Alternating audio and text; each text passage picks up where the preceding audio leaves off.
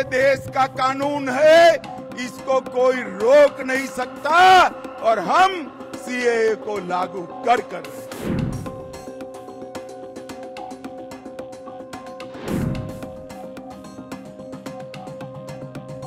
सिर्फ नफरत और ध्रुवीकरण और चुनावी एजेंडा बनाना एक उनका मकसद है।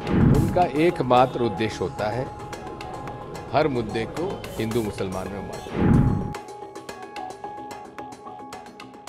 4 वर्षों के लंबे इंतजार के बाद आखिरकार आज 11 मार्च 2024 को भारत में सीएए यानी नागरिकता संशोधन अधिनियम लागू हो गया है।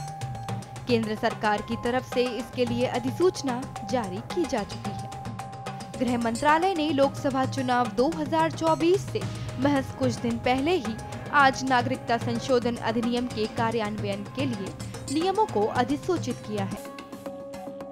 गृह मंत्रालय की सीएए लागू करने की घोषणा के बाद से ही देश भर में इसकी चर्चा तेज हो गई है, जिसका खासा असर राष्ट्रीय राजधानी दिल्ली में देखा जा रहा है। सीएए लागू होने के तुरंत बाद ही दिल्ली के शाहीन बाग में कड़ी सुरक्षा कर दी गई है। शाहीन बाग और इसके आसपास के इलाके में भारी पुलिस बलों की तैनाती की जा चुकी है। वहीं दूसरी तरफ गृह मंत्रालय की इस घोषणा के बाद से ही सियासत भी तेज हो गई है। विपक्ष के नेता केंद्र सरकार की इस कदम को चुनावी एजेंडा बताते हुए अपना विरोध दर्ज कर रहे हैं। पहली बात तो यह है, इतना विलंब क्यों किया और अगर विलंब किया तो चुनाव के बाद क्या दिक्कत थी। उनका एकमात्र उद्देश्य होता है हर मुद्दे को हिंदू मुसलमान में बांटो। सर वो कह रहे हैं कि नागरिकता छीनने का नहीं, नागरिकता देने का बात यह है संविधान में हर व्यक्ति को अपने धर्म को पालन करने का अधिकार है। इसलिए अगर किसी कानून में धर्म के आधार पर यह तय किया जाएगा कि कौन नागरिक बन सकता है, कौन नहीं बन सकता है, मेरे मत में ये भारतीय संविधान के खिलाफ है। ये गलत समय पे डिसीजन लिया है। चुनाव से पहले इस तरह की जल्दबाजी करने का क्या मकसद है? और ऑलरेडी एक सीए का कानून था और उसमें क्या ऐसा अर्जेंसी आ गई थी, क्यों इस तरह करा, सब समझ रहे हैं। ये एक सिर्फ नफरत और ध्रुवीकरण और चुनावी एजेंडा बनाना एक उनका मकसद है, क्योंकि अपने मूलभूत जो जनता की मांगे थी वो उसको पूरी नहीं कर सके, तो सीए लाकर उसकी बिना पर ये चुनाव जीतना चाहते हैं। लेकिन भारतीय जनता पार्टी के लोगों का कहना है कि ये नागरिकता छीनने वाला कानून नहीं, नागरिकता देने वाला कानून है। हमने कब मना करा? बात तो ऑलरेडी पहले भी तो था। पहले भी तो देश के लोग नागरिकता लेते थे जो दूसरे लोगों को दी गई है। कई नागरिकता दी है ना, नागरिकता देने में कोई बुराई नहीं है, लेकिन आपको ऐसे वक्त में क्या एक एक्ट लाके ज़रूरत पड़ गई जिसको आप वो कर रहे हैं।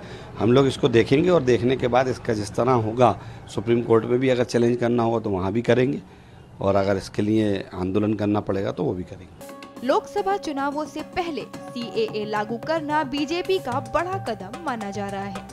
केंद्रीय गृह मंत्री अमित शाह ने कई मौकों पर कहा कि सीएए नियमों को अप्रैल मई में होने वाले लोकसभा चुनावों से पहले अधिसूचित किया जाएगा। अवैध घुसपैठ चरम सीमा पर। आसाम की जनता ने भाजपा सरकार बना दी। आसाम की सरहदों से परिंदा भी पैर नहीं मार सकता। और बंगाल में सोशल मीडिया पर कोई रख रहा है कि अगर घुसपैठ कर आए हो और आधार कार्ड चाहिए, वोटर कार्ड चाहिए, तो इस नंबर पर संपर्क करिए। बंगाल पुलिस चुप। मुझे बताओ भाइयों बहनों, जिस राज्य में इतनी घुसपैठ होती हो वहां कभी विकास हो सकता है क्या?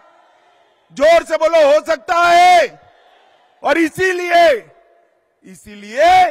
ममता बनर्जी सीएए का विरोध कर रही है, सीएए कर नहीं दे।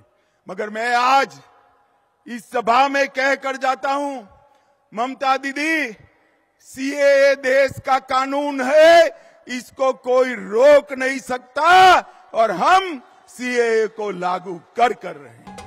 गृह मंत्रालय साल 2020 से ही नियमित रूप से इससे जुड़े नियम बनाने की प्रक्रिया जारी रखने के लिए संसदीय समितियों से विस्तार की मांग कर रहा है। दिसंबर 2019 में संसद द्वारा CAA पारित होने और CAA पर राष्ट्रपति की सहमति के बाद से ही देश के विभिन्न हिस्सों में CAA के विरोध में जोरदार हंगामा और प्रदर्शन हुआ।